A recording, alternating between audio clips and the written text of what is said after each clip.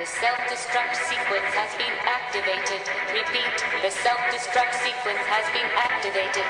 This sequence may not be aborted. All employees proceed to the emergency car at the bottom platform. Okay, we lit it just like a fuse, so no need to pick and choose. Welcome to 2020, where we do more than interviews. The hottest be coming through, jumping knowledge on all of you. Get a peek at the front of you with the truth that they offer you. Yeah, hands up, we doing it for the culture. To give artists and businesses more exposure. Keeping it real and stay solid just like a boulder. It's about to go all the way down, can't get no lower. Chasing my dreams, know that they get no slower. But if I stay running, I promise they getting closer. Moreover, success my older. And if you're sleeping on me, I'm waking them up like Folgers. I told you, coming from the land with the tide roll. Well, we'll be on a whole different vibe though. We like to ride slow and keep our windows tinted so you really can see us like Stevie Wonder waking up with his eyes closed. Yeah, got the kind of flow that rock the boat. On my 16s of pounds of dope. And if you figure you can hang with me on the mic, then grab some rope. Matter of fact, better grab some hope while you at it. We keep it live, it's time to tune in. Turn up the sound on what you're using. It goes so hard, I think it's bruising. The show is 2020, no need to zoom in. Yeah. Here is your boy Sir of the 2020 Podcast, LLC. Please say the LLC. Oh man, so much has happened since we last recorded. Just so you know, I'm okay. I'm doing a lot better than what I was. Been just kind of doing what I want lately. And to be frank with you, sometimes I don't feel like recording, so I don't force it. I'm really not trying to force it. I'm trying to be more consistent by putting myself in the space to be consistent. What I mean by that is a lot of times we do stuff out of a sense of necessity, out of requirement, and we end up not wanting to do it. And when you don't want to do it, it's easier to not do it, if that makes sense. Anywho, I just was writing down a little list because, you know, it's almost New Year. It's 27th right now. And we got to kind of start getting ready for the new year.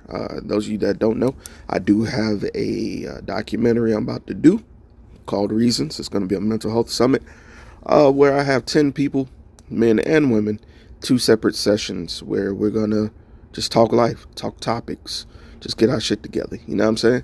And we're going to kind of try to expose therapy to a variety of ranges of people. You know what I mean? And we'll see how that goes.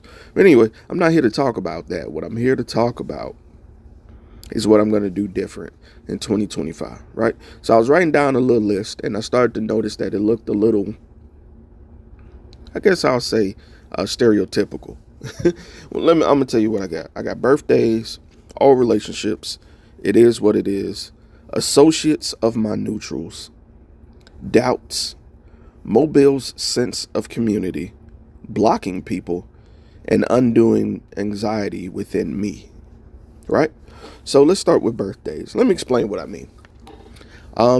If you don't know me, I tend to dislike my birthday in my older years. Reason being is it's in the summer, midsummer. So it's kind of in an inconvenient position to celebrate. Let me explain what I mean. My birthday is August the 14th. That is always super close to when school starts. And therefore, a lot of people that I associate with have kids. So if I want to do something, 8 times out of 10, they're unable because of prior obligations with the kids, right? Cool. Also, in the friend group that I'm in, I have an associate whose birthday is like super close to mine. It's a week apart. And to be honest with you, she's way more social than I am. Everybody knows her. Everybody loves her. And I love her. And she usually does something for her birthday, right? Everybody, puts that in their calendar. We make it. It's fun. Cool. And then usually not many days later is my birthday. And then nobody can make it because they've already made arrangements for the previous persons. And that honestly, and I'm just telling the truth, because it bothered me this past year to the point of I was in a slump. I was depressed about my birthday. And my girl took me out, and she really did an awesome job. She got me out of my head. She took me out. We went to play pool, and she bought me some Ninja Stars. And it was the best. It really enlightened. Sometimes that intimacy with her is like exactly what I need. And she allowed me the space to be honest about how I felt about my birthday. And the conclusion I came to, I would because I was thinking about it about a week ago while driving, completely unrelated. Sometimes I drive in silence just to kind of dwell in my thoughts, which is a good and bad thing sometimes. But I got to thinking, I was like, how can I get to a space where this doesn't create depression for me, right? And the best thing I could come up with was to create a boundary. And that is where if I feel that I'm not going to be able to enjoy someone else's event, or if I feel like I'm going to be backtrodden by not receiving the same love or the same support in something, what I would do is I would just kind of scale back. I may come to the event, give a gift, and then may leave out a little bit early, because what I'm noticing is as I'm staying longer, I'm engaging with people, turning up, doing shots, doing drinks, I'm doing all this, but in the back of my mind, I'm like, but I want to celebrate me too, but not take away from this person. Because just as much as it's my birthday coming up, I do not want to take their birthday away. I don't want them to have to share their birthday, because that's not fair. That is not fair. The moment is for them. So what I would do is I would allot myself so much time or so much effort and go about it like that, just to preserve self. All right. So the next thing on my topics was old relationships. What I mean about that is, I hate to say it this way, it's like, fuck it. I'm not going to be the person that's always pursuing closure or try to explain things. And also, I've learned once you reach out once, that's enough. It's too many instances where I feel the shift in climate, and sometimes that's good enough for me. Even if that's not the case and I'm wrong, sometimes sensing the change doesn't necessarily mean there's a bad change, but sometimes things just stop. And I've had a few relationships, people, and I don't mean like, anything intimate. I mean, literally, there's a few people I used to hang with and stuff. Communication just ceased. And it just is what it is. I'm not going to feel guilty about it. I'm not going to beat myself up and review past thoughts, because I'm one of those people that overthink, and I go back and try to see what I did wrong or what I could have done better. And I'm going to be honest with you. In some of these cases, I was wrong, right? But that person does not have to allow me the space to correct it. So if the chips fell where they were, if I repented to myself and attempted to extend a bridge of communication that doesn't work, that's fine. I'm leaving that shit where that is. There's so many situations where my anxiety affects my current relationships based on something that was unclear with a shaky, undetermined relationship with someone else, So it's over. I'm not fucking with people, I'm not acknowledging people. And another thing I'm not doing, I'm not speaking to folks. Let me explain what I mean. For so long in my job, every morning I would walk by someone, I would speak. Never thought twice. But I started to notice I'm speaking and people aren't speaking back. Or I'm holding doors and there's no thank you, no nothing like. And I don't mean just from women. I mean just generally everyone. So my commitment is to just say, nah. I appreciate the way I was brought up to be a gentleman. I know it's a nice thing to do. But I'm not going to put myself out there to get offended when someone disregards my greeting. You know, that's just me. Call me petty. It is what it is, which is my next point. It is what it is. I'll be 38 next year. I'm not finna keep trying to explain. I'm not gonna keep dwelling and going back and forth on social media, which isn't real, with other people that don't really know me. People have unfriended me, unfollowed me. It is what it is. I'm not stressing out about it. A lot of these niggas don't know me for real. I've actually had people, I've gone to events and they've seen me in person, and they was like, yeah, you know, they'll chop it up with me, and they'll be like, yeah, I follow you on social media, so don't blah blah blah blah blah. You know what I'm saying? Oh, I follow you on social media, blah blah blah blah blah blah blah. Just because you follow me on social media doesn't mean you have access to me outside of social media. Let's get that absolutely clear. I fucks with you. I thank you for your support. But you don't get to dictate how I respond or what I discuss or how I act. Right. Anyway. Associates of my neutrals. Neutrals. What's a neutral? A neutral is somebody that I don't necessarily dislike, but I don't necessarily like either. Right?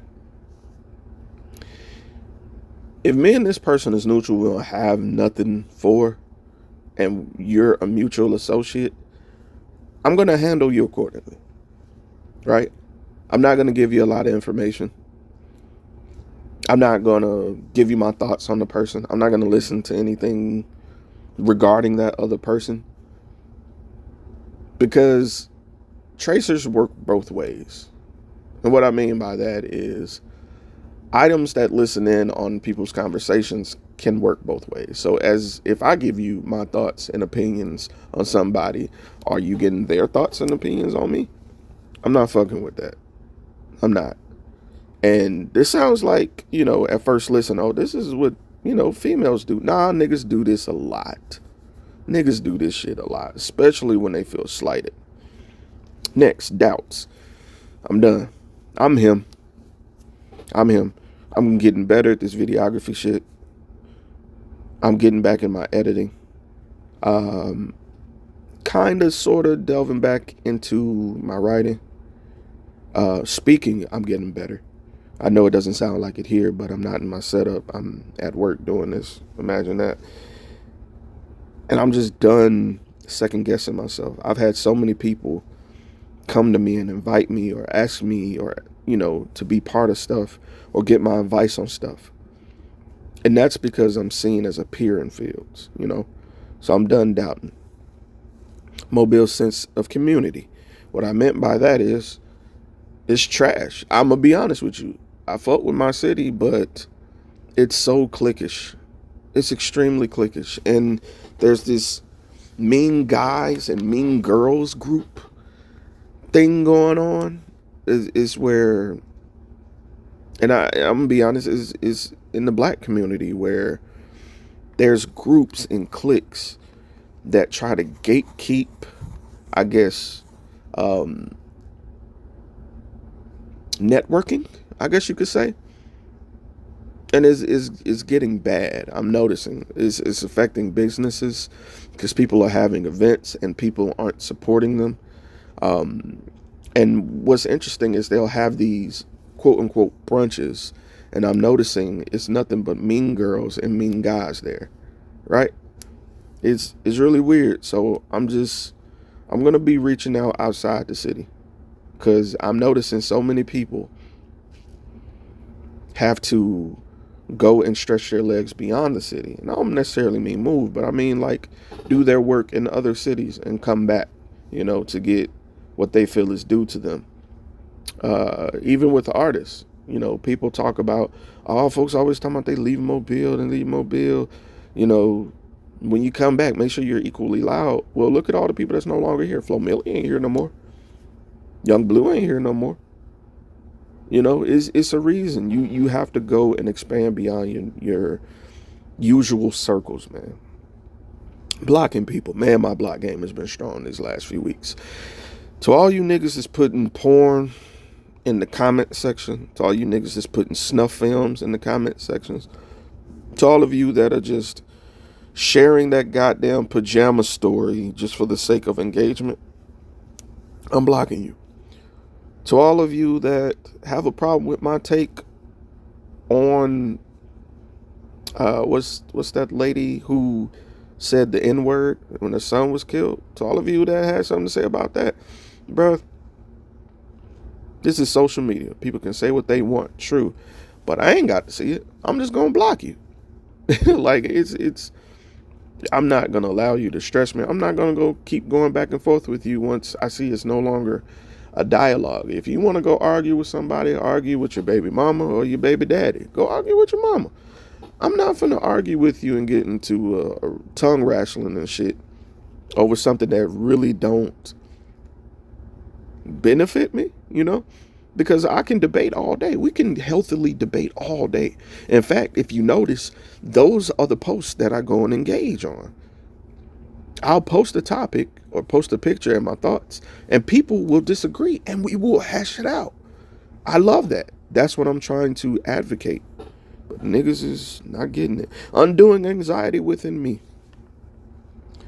I am working on centering myself. What I mean is I'm surrounding myself with the things that make me feel even. You might be saying, what do you mean even? You ever felt like things were unstable? Like you just felt off? Like you couldn't put your finger on it, but you just felt like you just repeating a cycle of going to work, going to home, might catch a weekend, might blink, watch a show, eat something you like once, then boom, you back at work. Nah, I'm clearing out all the stuff that gets my nerves bad. I'm not answering the phone when I don't feel like it. I'm not responding to emails until I feel like it. I'm not addressing you until I feel like it. I just really taking time to just sit back and reflect on my thoughts before I react. And understanding that my emotional response is not a responsibility that needs to be taken care of. An emotional response is me showing an emotion. Acting on it is different. I want to make that absolutely clear.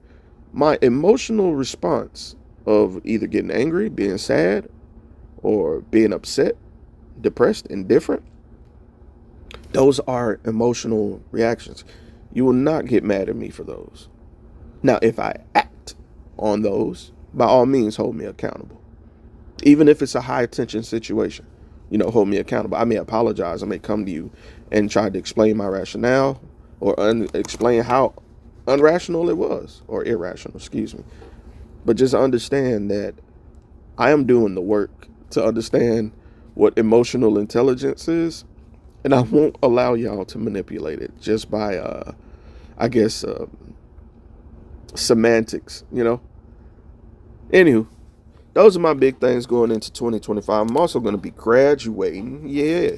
This is my final semester before I get my associates, and I'm done smalling my degree.